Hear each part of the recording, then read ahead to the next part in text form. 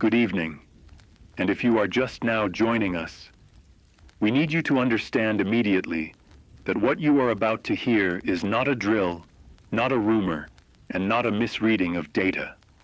We are breaking into all regular programming on Silent Waves Radio to bring you a developing emergency situation of a scale that has no modern precedent. I'm Alex Mercer, and alongside me tonight is my co-anchor, Sarah Donovan. In the last 47 minutes, seismic monitoring stations operated by the Global Geological Consortium have registered subsidence events, that is, the gradual but accelerating sinking of landmass, across at least 4 sovereign nations simultaneously. The nations currently confirmed are the Republic of Moldova, the island archipelago of Carinthia in the South Pacific, the coastal lowland nation of Velstrand in northern Europe, and the equatorial state of Dunara. These are not coastal erosion events. These are not tidal anomalies. According to preliminary data transmitted directly to our newsroom from the International Oceanic Monitoring Authority, sea level relative to these landmasses is rising at a rate of between 12 and 31 centimeters per hour. To put that in terms our listeners can visualize, parts of Moldova's capital, Aldenmore, which sits at an elevation of only 2 meters above sea level, could be underwater within the next 6 to 8 hours if the current rate of subsidence holds. Alex, thank you. And I want to say something directly to our listeners right now, because I know what it feels like to be sitting in your car or your kitchen or your bedroom and hear words like these and not quite know what to do with them. Whatever you are feeling in this moment, the disbelief, the tightening in your chest, the urge to call someone you love, that is entirely human and it is entirely valid. We are here with you. Silent Waves Radio will not leave the air tonight. We will keep broadcasting for as long as the situation demands, and we will be honest with you about everything we know and everything we don't know. Right now, the phones in our newsroom are ringing without pause. Our digital correspondents have confirmed that social media platforms are flooded with videos and photographs streaming out of these affected regions, and what those images show is genuinely frightening. Streets in the coastal districts of Aldenmore that were dry an hour ago are now ankle-deep in seawater. In the Corinthian island chain, the low-lying atoll of Paras, home to approximately 14,000 people, appears from aerial imagery to already be partially submerged. The images are extraordinary and terrible, and every single one of them represents a family, a neighborhood, a life in the process of being erased. To clarify the technical picture for our listeners, I want to walk through what seismologists are calling a multi-point subsidence cascade. Under normal geological conditions, land masses experience what is called isostatic adjustment, very slow millimeter-scale movements over thousands of years as the crust responds to changes in weight distribution, glacial retreat, and tectonic pressure. What we are witnessing tonight is nothing like that. The data from the GGC's Deep Sensor Array, an underwater monitoring system stretching across the Pacific, Atlantic, and Arctic ocean floors, indicates that a series of large-scale fissures have opened simultaneously along 4 separate tectonic boundary zones. These fissures are not volcanic. They are not producing lava or pyroclastic material. Instead, they appear to be creating what one geologist on staff at the consortium has described to our team as a pressure release vacuum beneath the oceanic crust in these regions, essentially causing the rock and sediment beneath these nations to lose structural integrity and descend. We want to be clear. We are less than 1 hour into confirmed monitoring of this event. The science is moving as fast as the water. Casualty figures at this hour are not yet confirmed, but hospitals in Aldenmore have issued emergency declarations, and Velstrand's coastal city of Harnaval has reported that its northern docking district, a commercial port with approximately 40,000 residents in the surrounding area, is now inaccessible by road due to flooding. I'm looking at a message that came in from a listener, and we have thousands of these arriving. A woman named Petra who tells us she has family in Velstrand in a town called Brackholm, roughly 20 kilometers from Harnaval. She writes, "My mother is 81 years old. She does not drive. She does not use a smartphone. I have been calling her landline for 40 minutes and there is no answer. Is Brackholm safe? Please, does anyone know?" Petra, we hear you. We do not yet have confirmed information about Brackholm specifically, but we have reached out to Velstrand's National Emergency Agency, and we are waiting on a response. To any of our listeners who have family in any of the affected nations, Moldova, Carinthia, Velstrand, or Dunara, please keep trying. Keep calling. And if your call cannot get through, that may be a reflection of overloaded telecommunications networks, not necessarily of the worst outcome. We want you to hold on to that. We are 1 hour into this event, and the evacuation infrastructure in these countries has not yet collapsed. There is still movement. There is still hope in motion. We're now receiving a statement from the United Nations Office for Disaster Risk Reduction, transmitted to international media approximately 12 minutes ago. I'll read it in full. The statement reads, "The United Nations is aware of and actively monitoring the geological subsidence events currently affecting multiple member states. The Secretary General has convened an emergency session of the Security Council. Coordinated international response protocols are being activated under the framework of the Sendai Disaster Reduction Charter. Member nations are urged to make available naval and air assets for evacuation support immediately. The affected governments of Moldova, Carinthia, Velstrand, and Dunara have each declared states of national emergency within the past 30 minutes. All international airports operating in proximity to these nations are advised to divert traffic and prepare for humanitarian operations." That statement does not tell us casualty numbers, and it does not tell us the projected scope of the sinking. But it does confirm officially that this is being treated at the highest levels of international governance as a crisis of the first order. We are watching, in real time, the machinery of global emergency response attempt to spin up fast enough to meet something it has never encountered before. Something I want our listeners to understand, because I think it gets lost in the numbers and the official statements, is who is actually in these places right now. Moldova has a population of just under 2 million people. Carinthia, with its scattered atolls and reef islands, is home to roughly 340,000. Velstrand, a nation many of our European listeners will know for its amber coastline and its fishing industry, has a population of about 1.2 million. And Dunara, straddling the equatorial belt with its dense river deltas, is home to nearly 4 million people. So when we talk about this crisis in terms of geology and politics and response frameworks, I want us to never forget that we are talking about nearly 8 million human lives tonight. Children who went to school this morning, farmers who planted crops last week, doctors working night shifts, grandparents who may not be able to move quickly. These are not abstractions. These are entire worlds of human experience that are right now in the path of something incomprehensible. We're now approximately 90 minutes into confirmed reporting on this event, and the numbers are beginning to sharpen into something more concrete and more alarming. The GGC has updated its subsidence rate measurements. Moldova's capital Aldenmore is now sinking at an estimated 22 centimeters per hour. The northern atoll cluster of Carinthia, 12 islands in total, has accelerated to 38 centimeters per hour of subsidence, which is the fastest rate being recorded anywhere on the planet right now. Velstrand's situation is somewhat more complex. The sinking appears concentrated in a western coastal corridor stretching approximately 300 kilometers, while the country's elevated central highlands remain stable.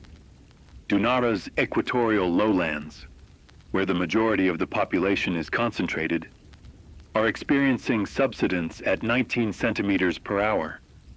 But the river delta geography is acting as an accelerant. Water has more access points and is infiltrating faster than the raw subsidence rate alone would suggest. Early casualty figures, now confirmed by Moldova's Ministry of Health. At least 43 people have been killed in Aldenmore. 19 of those deaths are attributed to structural collapses as building foundations destabilized in the saturated ground. The other 24 are recorded as drowning incidents in areas where water rose faster than residents could respond. These numbers will not stay this low. 43 people. I want to say those words out loud just to make sure we don't pass over them too quickly in a broadcast like this, where the scope can become so vast that individual lives begin to blur. 43 people were alive this morning. 43 people had breakfast, had conversations, had plans, and they are gone. And even as I say that, I am aware that number is already outdated, that it is a floor and not a ceiling, and that the hour ahead of us will produce a higher count. Alex and I will continue to read those numbers because our listeners deserve accuracy, but I want us to keep reaching back to what those numbers mean. There are survivors in Aldenmore right now who are clinging to rooftops. We have reports, unconfirmed, coming through social media channels, of residents in the portside quarter of Aldenmore who have fashioned rafts from market stall materials and are ferrying elderly neighbors to higher ground in what used to be the city's central business hill. These stories are not anomalies. Every crisis in human history has produced the same instinct. When the worst arrives, people reach for each other. We have just received an update from Velstrand's National Emergency Agency that I want to share now. Their coastal evacuation protocol has been activated for all zones within 40 kilometers of the western coast. Velstrand has a relatively robust emergency infrastructure. They have conducted coastal flood drills for decades, and as of 90 minutes ago, they had mobilized approximately 600 emergency response vehicles and opened 42 inland evacuation centers. However, the agency is now reporting that 2 of their 3 major coastal highway arterials, routes 7 and 12, are flooded and impassable. Only Route 19, the southernmost coastal bypass, remains open, and it is experiencing gridlock. The port of Harnaval, which was earlier reported as inaccessible by road, has now also lost power, meaning its maritime communication systems are down. 2 cargo vessels that were docked at Harnaval at the time of the emergency declaration are now effectively stranded, as the dock's automated mooring systems have failed. The crews of those vessels, approximately 38 people between them, are confirmed safe but are reporting water on the docks at a depth that prevents safe disembarkation. The Velstrand Coast Guard has dispatched 2 vessels to assist. We're now hearing from Dunara, and I want to give this country the attention it deserves because it's the most populous of the 4 affected nations, and it may be, in some ways, the least prepared for a crisis of this nature. Dunara's infrastructure has historically been strained. Its hospitals are underfunded relative to the population they serve. Its road network in the Delta regions relies heavily on raised causeways, and those causeways are now among the first structures being compromised by rising water. A listener who identifies themselves only as a nurse working in a hospital in Dunara's Delta city of Karenmuth has sent us a voice message. I'm going to play a portion of it translated from Dunaran. She says, "Wynan, we have not been told to evacuate. We have patients on ventilators who cannot be moved without specialized transport. The water is in the car park. I am looking at it through the window right now. It is moving very quickly. We are on the 2nd floor. I don't know who is coming for us. I don't know if anyone is coming." That message was sent 40 minutes ago. We have not been able to reach this individual again. If any Dunaran Emergency Services officials are listening, and we believe some are, please, the medical staff at Karenmuth Central need an answer. It is now 2 hours and 15 minutes since the first confirmed reports of subsidence reached global monitoring systems. I want to give our listeners a comprehensive status picture. Confirmed casualties, 43 in Moldova, 11 in Carinthia, 7 in Velstrand, and 32 in Dunara.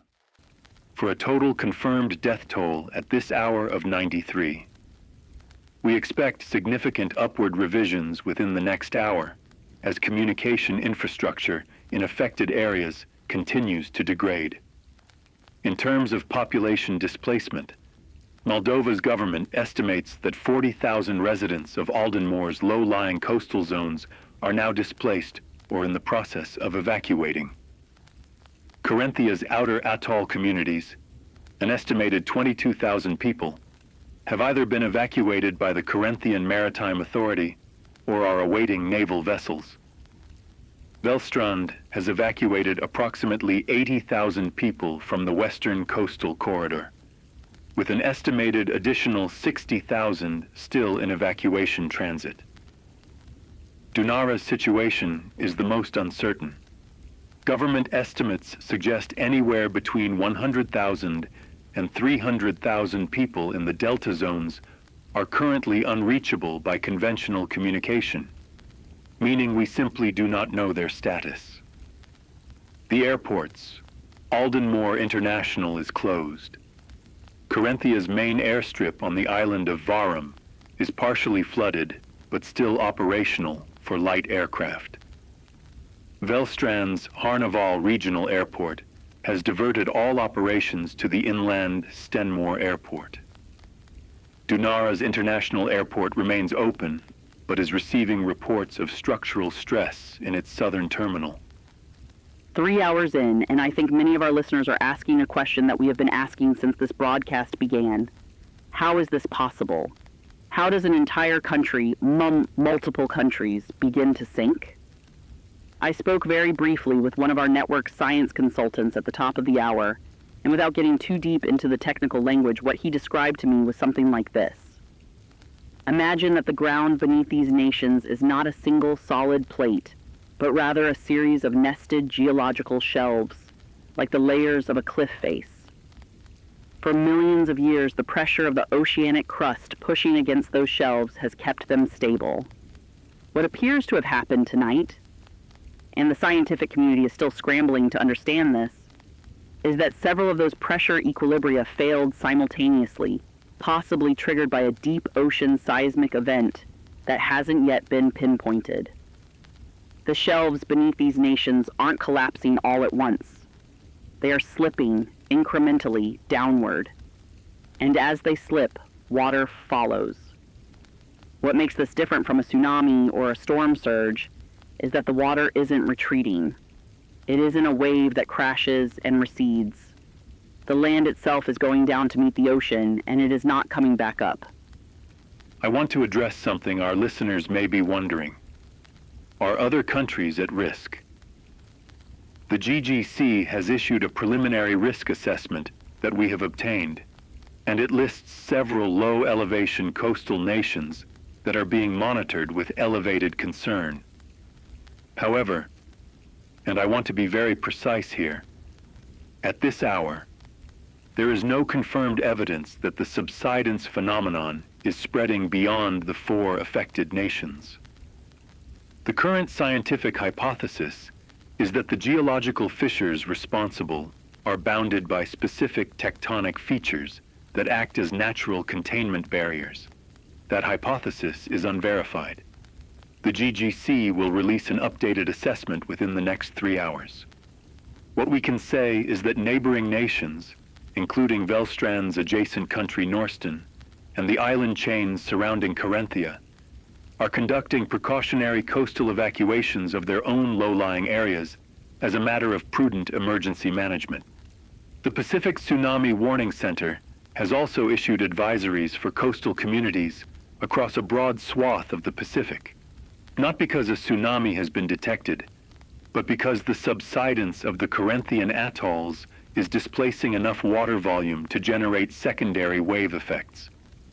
Those wave effects are projected to begin reaching the coasts of other Pacific nations within the next 4 to 6 hours.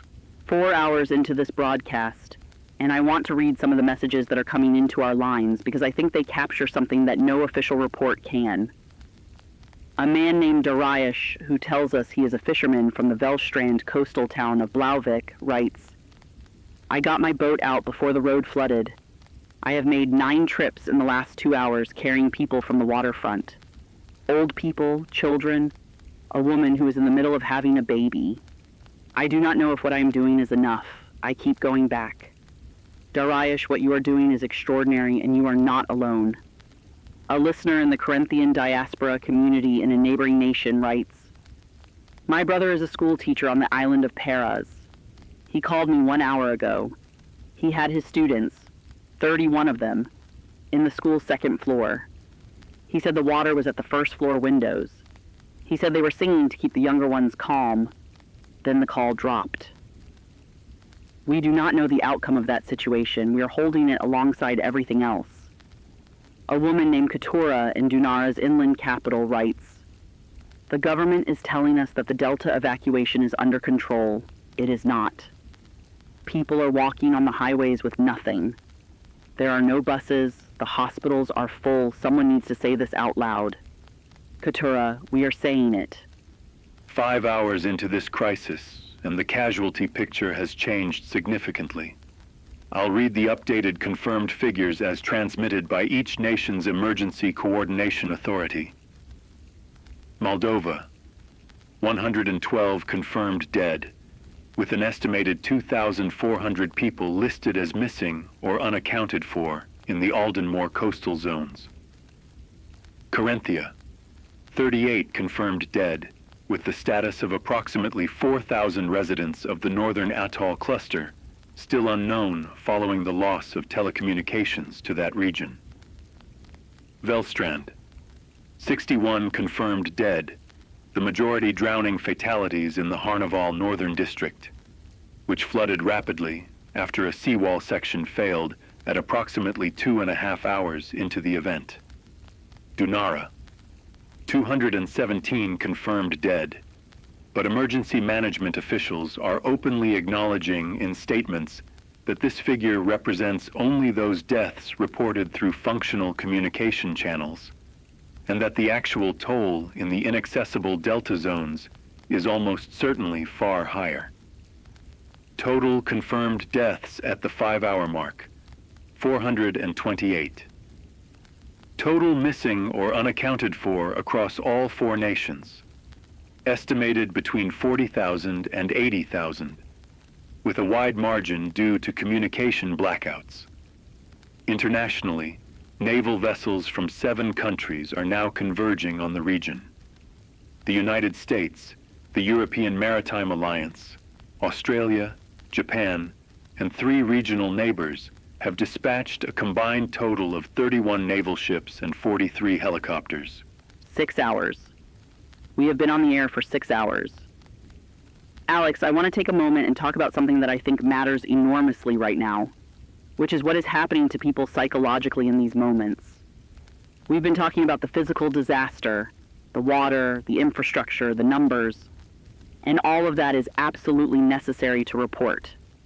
But there are people in these countries right now who are not in immediate physical danger, but who are watching everything they have ever known, every landmark of their lives, every place of meaning, disappear into the water. In Aldenmore, there's a cathedral that has stood for over 400 years. It is currently surrounded by water. Photographs coming through our digital feeds show its spire still rising above the waterline, but its doors are sealed, its floor is flooded, and its bells, which have rung over that city every Sunday for generations, are silent. In Carinthia, the outer reef islands are places of profound cultural and ecological significance. The indigenous Corinthian communities who have lived on those atolls for thousands of years are not just losing homes. They are losing the burial grounds of their ancestors. They are losing the fishing waters that have defined their identity. They are losing, in the most literal possible sense, the ground beneath their civilization. At the 6-hour mark, I want to give our listeners a clear picture of the infrastructure status across all 4 nations, because this information is critical to understanding the limitations of the ongoing rescue effort. Moldova. All major ports are now non-operational. Both commercial and general aviation airports are closed. Approximately 60% of the national road network in coastal and low-lying areas is impassable due to flooding. Power has been lost to approximately 30% of the national grid, including the entirety of Aldenmoor's coastal and central districts. 2 of the city's 3 major hospitals have been partially evacuated. Emergency communication is functioning through a military satellite uplink, but civilian mobile networks are severely degraded.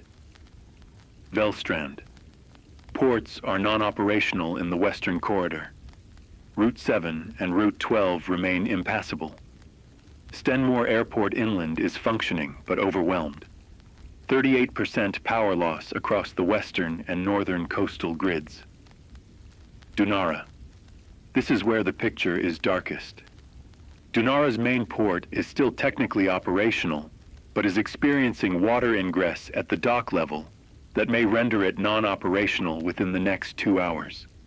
Its road network in the delta zones is now estimated at 40% impassable, with more closures expected as subsidence continues. Power is out across approximately 45% of the delta zone. Mobile network coverage in the delta has degraded to below 20% functionality. The Donarian government has issued a statement asking all residents in the delta zone, an area home to approximately 2.8 million people, to make their way inland by any means available. 2.8 million people, and by any means available. I keep coming back to those words. In practice, what does that mean? For a family with a car and fuel and a clear road ahead of them, it means a difficult but survivable journey. For a family with no car, in a neighborhood where the road is already underwater, with a disabled family member, with children, with nothing but their feet and whatever they can carry, then what does by any means available mean for them? I'm not asking this rhetorically. I'm asking because I think those of us who are not in the path of this water need to sit with the discomfort of that question. The international response is moving. 31 naval vessels are en route. Helicopters are in the air. But we are 6 hours into this crisis, and the gap between the scale of need and the scale of available response is enormous. A listener who identifies as a relief coordinator working on the ground in Dunara writes to us, "We have 2 helicopters covering a delta area the size of a small country. We are making decisions about who to pick up and who to leave for the next pass. There is no right answer to that decision. There is only the decision. I want our listeners to understand that there are human beings on the ground right now making impossible choices at impossible speed." 8 hours in, there have been 2 significant developments in the last hour that I need to report. First, the Global Geological Consortium has released its updated risk assessment, and it contains some information that is moderately reassuring, alongside information that is deeply concerning. The reassuring element: their modeling now indicates with high confidence that the subsidence phenomenon is geologically bounded and is not spreading to additional nations. The 4 countries currently affected are, according to the GGC's best current analysis, the full extent of the land affected by the cascading fissure system. The concerning element: the rate of subsidence in 2 of the 4 affected nations has not plateaued as some early models hoped it would. Moldova's rate has actually increased over the past 2 hours, from 22 centimeters per hour to 31 centimeters per hour. The northern atoll cluster of Carinthia, the 12 small islands, is now sinking at a rate of 44 centimeters per hour. At that rate, those islands will be fully submerged within approximately 4 to 5 hours. Second development: the Donarian government has, within the last 30 minutes, made a formal international request for mass evacuation assistance under the United Nations Emergency Protocol for Catastrophic Displacement. This is a legal mechanism that has never been invoked at this scale in recorded history. It obligates signatory nations to contribute evacuation capacity equivalent to a minimum of 1% of their naval and aerial transport assets. 9 hours. And I want to talk about what is happening in the countries not directly affected by the sinking. because this crisis is not contained to the waterlines of 4 nations. In the countries surrounding the affected zones, we are seeing a humanitarian mobilization that is, in its own way, a remarkable demonstration of what human communities can do when faced with catastrophe. The island nation of Norsten, which borders Velstrand, has opened its entire coastline to incoming evacuees. Their government announced 2 hours ago that every hotel, community center, school gymnasium, and available public building in Norsten is being converted to emergency shelter. The neighboring Pacific island group of Tuluva, which is itself a small nation with limited resources, has deployed every vessel it owns, fishing boats, inter-island ferries, even the presidential yacht, to assist in evacuating Corinthian atolls. In the south, the large coastal nation of Eravana has established what it is calling a humanitarian corridor, a dedicated maritime route for evacuation vessels with military escorts to ensure safe passage. These are not perfect responses, they are not sufficient responses, but they are human responses, and they matter. 10 hours. The confirmed death toll has now crossed 1,000. I want to give precise numbers as we have them. Moldova. 289 confirmed dead, with approximately 8,000 still listed as missing. The Moldovan government has confirmed that the portside quarter of Aldenmoor, a densely populated historic neighborhood of approximately 12,000 residents, was flooded faster than evacuation could be completed, and that there are significant casualties in that area that have not yet been fully counted. Carinthia, 84 confirmed dead.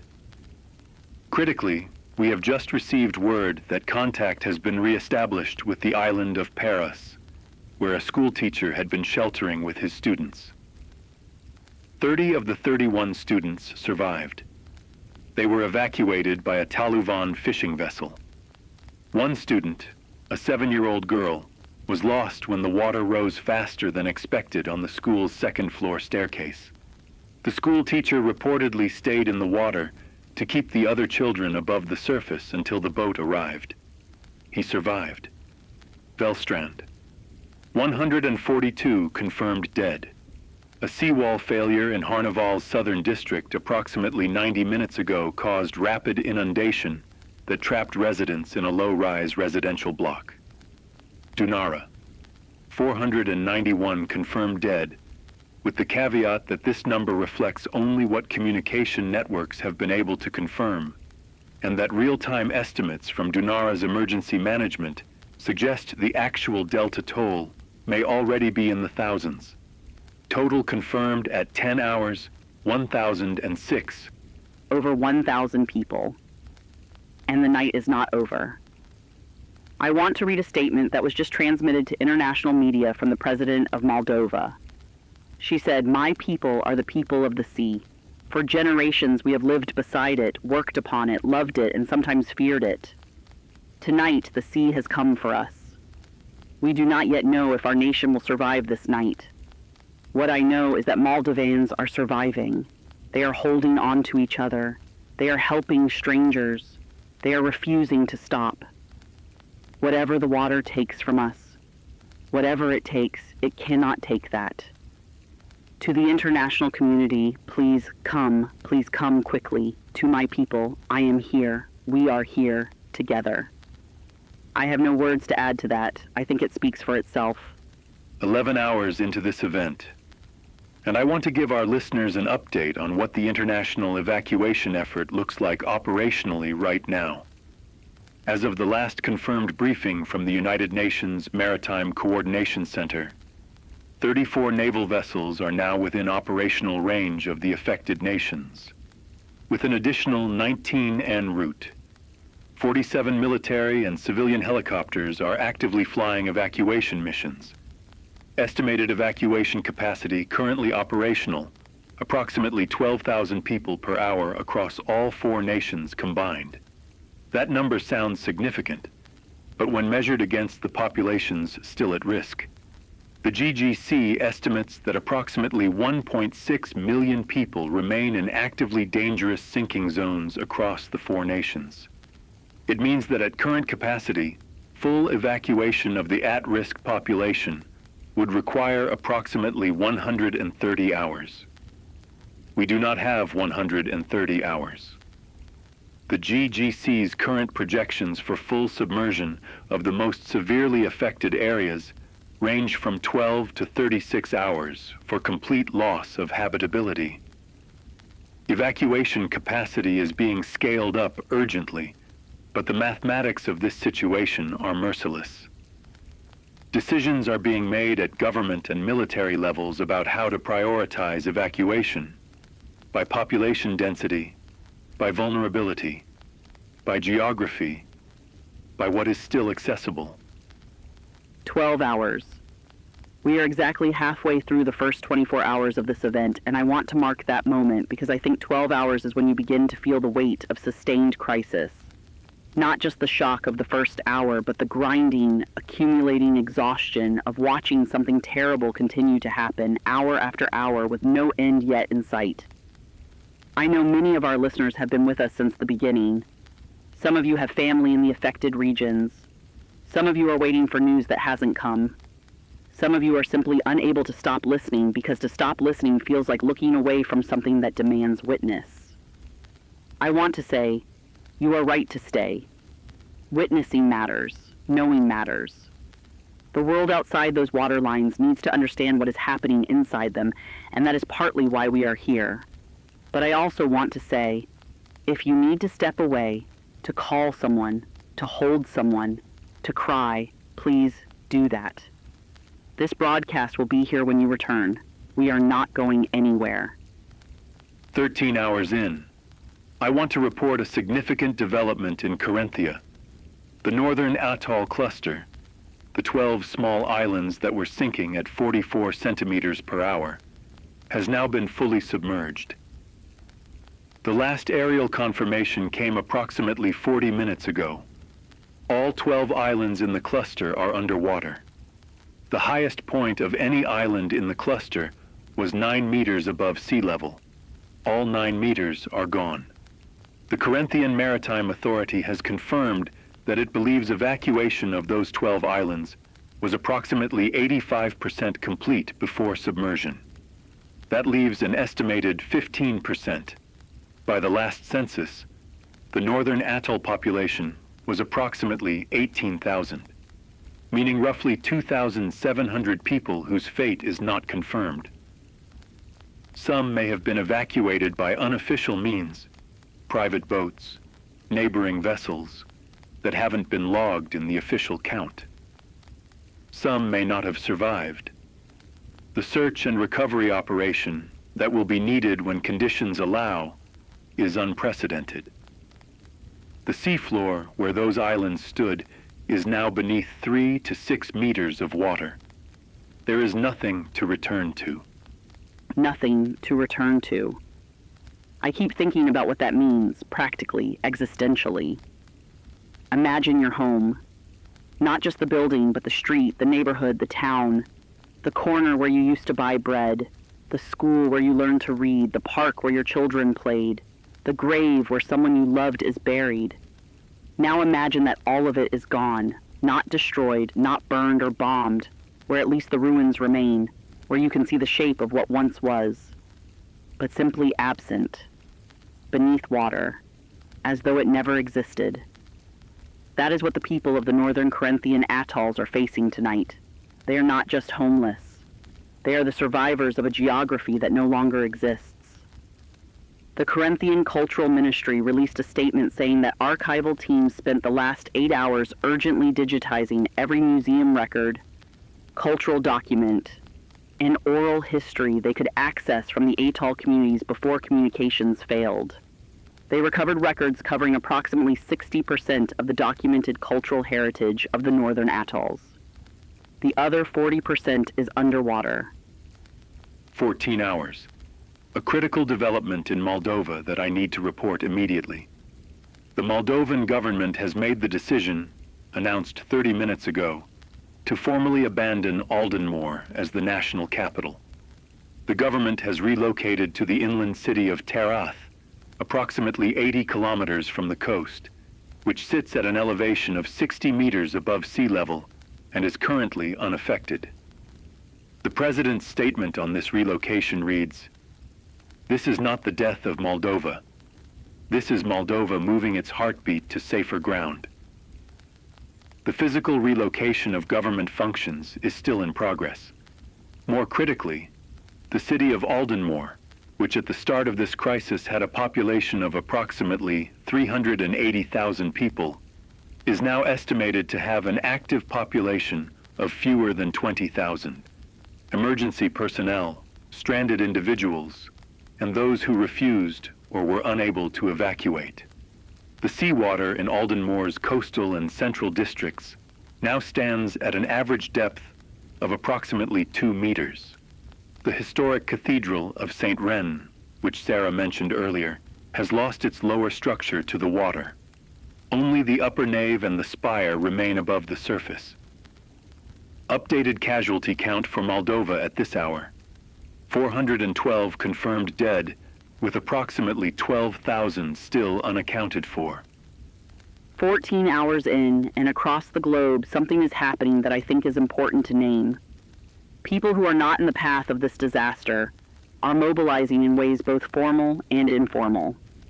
Fundraising efforts launched in the past 6 hours have raised, according to figures just released by the International Red Cross equivalent, the Global Relief Consortium, over $2 billion in pledged international aid. Volunteer networks across 12 countries have registered over 400,000 individuals who have offered to house displaced persons. In the coastal cities nearest to the affected zones, local fishermen, private boat owners, retirees with sailing vessels, and recreational divers have been organizing their own informal rescue flotillas. These are not trained rescue workers. They are people who heard the news and said, "I have a boat. There are people in the water. I am going." Their efforts have been credited by Velstrand's Coast Guard with contributing to the rescue of at least several hundred individuals in areas that formal response couldn't reach quickly enough.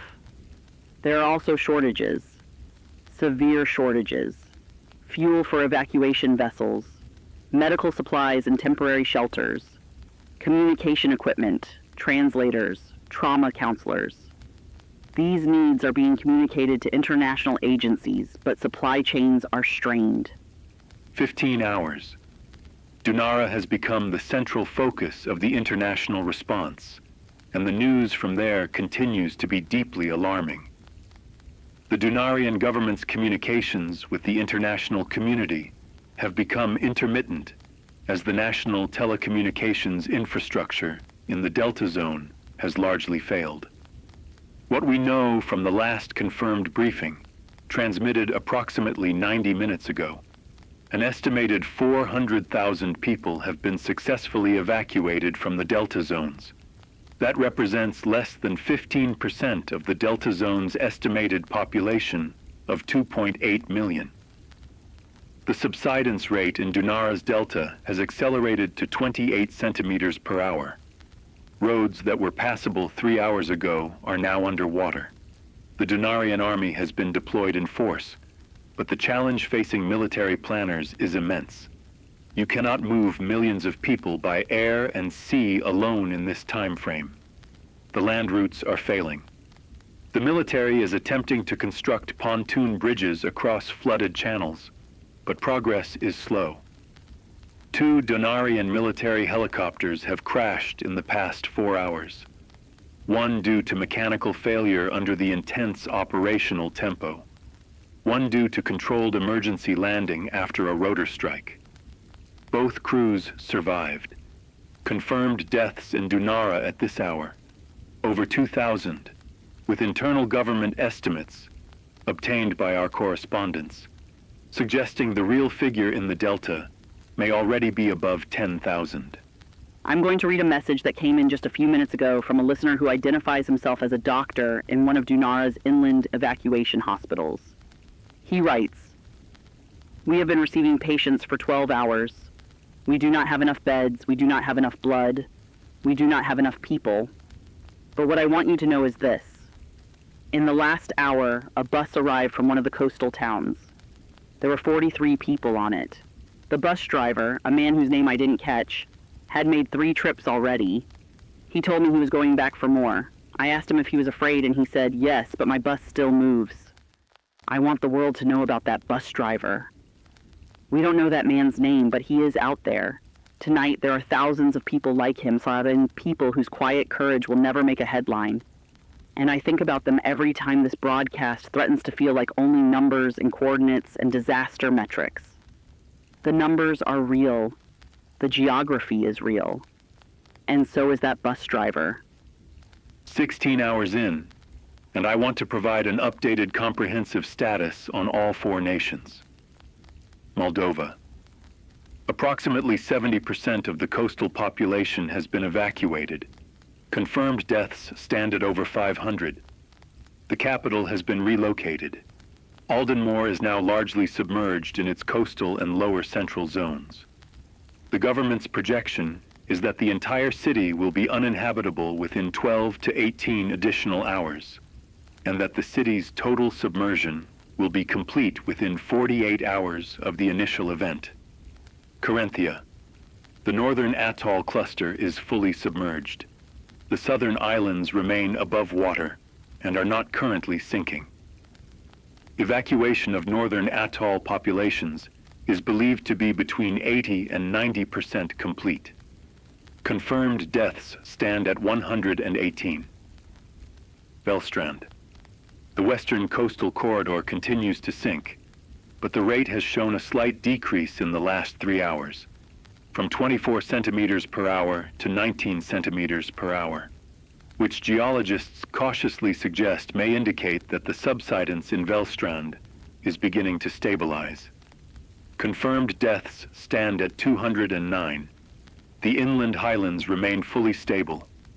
Dunara, the most severe ongoing crisis. Confirmed deaths in official reporting exceed 2,000, with internal estimates suggesting actual fatalities in the Delta zone could be significantly higher. Approximately 16% of the at-risk Delta population has been evacuated. Subsidence rate remains elevated at 28 centimeters per hour. 17 hours. And the world is beginning to have to confront a question that no one has had to confront in modern history at this scale. What happens to a nation when its territory disappears? What is Moldova when Aldenmore is gone? What is Carinthia when its northern islands are beneath the sea? These are not abstract legal questions. They are questions that will shape the lives of millions of people who are tonight becoming, in the most literal sense, a new kind of refugee, not driven from their land by conflict or persecution, but by the ocean itself. International law scholars and humanitarian policy experts have been convened in emergency sessions. The United Nations has announced the formation of what it is calling an Environmental Displacement Framework Task Force to begin addressing the questions of national sovereignty, resettlement rights, territorial integrity, and cultural continuity that this crisis is forcing into the open with brutal speed. These are questions that nations with low-lying coastal territories have been raising for decades in the context of climate change and rising sea levels. Tonight, those questions are no longer theoretical. They are immediate, they are desperate, and the international community's capacity to answer them fairly and quickly is about to be tested in a way it has never been tested before. 18 hours into this event, I want to give our listeners a significant and, in one respect, cautiously hopeful update from Velstrand. The GGC has confirmed that the subsidence rate in Velstrand's western coastal corridor has now decreased to 12 centimeters per hour and appears to be continuing to slow. Geological models suggest that Velstrand's subsidence may stabilize within the next 6 to 8 hours. If that projection holds, Velstrand will retain its inland highland territory, approximately 45% of its pre-crisis land area, along with a population that, while severely displaced from the coast, remains largely intact. Velstrand's government has announced that it is already beginning preliminary planning for reconstruction of essential services in the inland zone. This does not mean the crisis for Velstrand is over. The western coastal corridor, including the city of Harnaval, and dozens of smaller coastal communities, appears to be lost permanently. The subsidence there has been too severe and too prolonged to permit recovery. Those communities, and the lives built within them, are gone. But the nation of Velstrand, in some form, will survive. That is not a small thing. In Moldova, by contrast, the subsidence rate continues to increase. At the current rate, geologists now project that the entirety of Moldova's low-lying territory, which constitutes approximately 91% of its total land area, will be fully submerged within 14 to 20 hours. 19 hours. I want to share something that our producer just passed to me, and I want to take a moment to read it carefully because I think it captures something essential about this night. It is a transcript of a voice message left on the Silent Waves general listener line from a woman who identifies herself as Mara from the town of Carent on Carinthia's main island. She says, "I am 82 years old. I was born on the island of Peras. I was evacuated 3 hours ago. I am sitting in a shelter on the mainland and someone has given me a blanket and a cup of soup. I do not know where my island is anymore. I am told it is underwater. I believe them. I want to say something because I think it matters. I grew up being told that the ocean was our mother. My grandmother told me that. She said the ocean gives life and the ocean takes it back, and we must not be angry with her either way. I am trying to remember that tonight. I am very sad. I am also very full of soup. I think that is enough for right now. Mara, if you are listening, you are enough. You are more than enough. Thank you for that gift." 20 hours. The global death toll has reached a number I have to take a breath before I say. Confirmed dead across all 4 nations as of the most recent emergency coordination briefing, 14,231. Moldova, 1,840. Carinthia, 296. Velstrand, 512. Dunara, 11,583. That last number carries within it the devastating reality of what happened in the Delta Zone, where communication failures and infrastructure collapse meant that the evacuation effort, despite its extraordinary scope, could not reach everyone in time. Dunara's Delta region is the central tragedy of this event, and it is not yet over. There are still people in that zone. Rescue operations are ongoing. Helicopters are still flying. Naval vessels are still moving through flooded channels. But the confirmed death toll in Dunara already exceeds every individual natural disaster event recorded in the last quarter century, and the full accounting has not yet been made. Missing persons across all 4 nations number in the tens of thousands. 21 hours. I want to tell our listeners about a moment of extraordinary grace that has been confirmed by multiple sources in the last hour. In the Dunarian Delta Zone, a naval vessel from the allied nation of Veresian, a large warship repurposed as an emergency evacuation platform, has been making continuous runs into the flooded channels for the past 14 hours. The ship's captain, a woman named Commodore Elena Vasavanu, diverted her vessel from its originally assigned route hours ago to respond to distress signals from a section of the Delta that no other vessel had reached.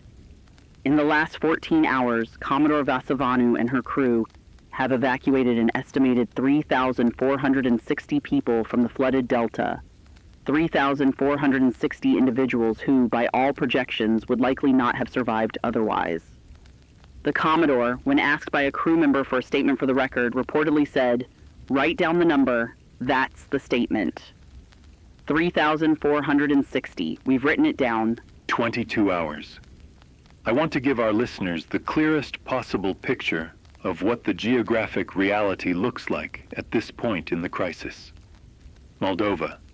91% of the nation's territory is now underwater. The remaining 9%, a series of elevated ridge formations in the north and east, remains above the surface but is not served by any functioning infrastructure. The relocated government in Terath is functioning. Approximately 310,000 Moldovans have been evacuated or displaced to inland and neighboring country shelters. An estimated 40 to 60,000 remain unaccounted for, with the search and rescue operation now transitioning toward recovery in many areas. Carinthia's southern islands are stable, with their population largely evacuated and beginning to return to assess conditions. The northern atoll cluster is fully submerged and will not re-emerge. Velstrand has stabilized. The inland highland zone is intact. The western coastal corridor is lost. The government is operational from the inland city of Stenmore. Dunara remains the most active crisis zone. Delta subsidence continues. Evacuation operations are ongoing. The inland capital is functioning, and an estimated 600,000 Delta residents have now been evacuated. But the fate of perhaps 1 to 2 million additional Delta residents remains uncertain, as communications have not been reestablished with all zones. 23 hours. The sky is beginning to lighten in some of the affected regions. Dawn is arriving over waters that cover ground that was yesterday morning someone's street, someone's town square, someone's entire world. I have been sitting at this microphone for 23 hours now, and I want to be honest with you. I am tired in a way that goes beyond physical exhaustion. Carrying the weight of this story, reading these numbers, hearing these messages, sitting with the reality of what 14,000 confirmed deaths actually means, is not something a person simply does without feeling it accumulate. But I also want to say that being here, being your voice and your witness through this night, has been one of the most important things I have ever done. Not because of anything I've said, but because this story demanded to be heard. Because these nations, these people, these losses demanded to be witnessed. And you have been here, all of you, listening. In a crisis like this, one of the most powerful things a human being can do is refuse to look away. You refused. That matters. Thank you for that. 24 hours. We have reached the 24-hour mark of this event, and I want to give our listeners the most complete and accurate final status picture we can provide at this hour. First, the geographic outcome. Of the 4 nations affected by the geological subsidence event, the results are as follows. The Republic of Moldova has effectively ceased to exist as a functional sovereign territory. 93% of its land area is submerged. The elevated ridge formations retaining surface status are uninhabitable without infrastructure. The Moldovan government, operating in exile in Terath with full international recognition, has declared that Moldova continues as a nation in the legal and cultural sense, with its people dispersed across shelter networks in 8 neighboring and allied countries. Whether and how Moldova will exist as a territorial state going forward is now the subject of international diplomatic and humanitarian process. The Republic of Carinthia has lost its northern atoll cluster permanently. 12 islands, gone. The southern island group has stabilized and retains habitability. Carinthia will exist as a smaller but functioning nation, with the southern islands as its new territorial base. The reconstruction of the displaced northern atoll community will be a generational project. The Republic of Velstrand has lost its western coastal corridor, including the city of Harnaval and approximately 32 smaller coastal communities. Its inland highland zone, comprising roughly 45% of original territory, is fully intact, stable, and operational. Velstrand will survive as a significantly reduced but fundamentally functional nation. The reconstruction challenge is enormous but manageable. The Democratic Republic of Dunara has experienced the catastrophic destruction of its delta zone. The inland regions of Dunara, including the capital and the highland provinces, are unaffected. The Delta Zone, however, has experienced severe and irreversible subsidence in its lowest lying areas. Dunara will continue to exist as a nation, retaining the majority of its territory by area, but has suffered losses in its most densely populated zone that will shape its national life for decades. The final confirmed death toll, as compiled by the United Nations International Crisis Accounting Office at the 24-hour mark, stands at 22,417 confirmed dead. The UN has also issued a preliminary estimate suggesting that total fatalities, including those not yet recovered or confirmed in the Dunarian Delta, may ultimately reach between 35,000 and 50,000. It is the worst single loss of life from a geological event in recorded history. 183,000 people remain listed as missing. Of those, emergency management officials estimate that the majority, perhaps 120,000, are alive but in transit, sheltering, or in areas where communication has not yet been reestablished. The remainder, the officials use careful language here, saying an unknown proportion, may represent additional fatalities not yet confirmed.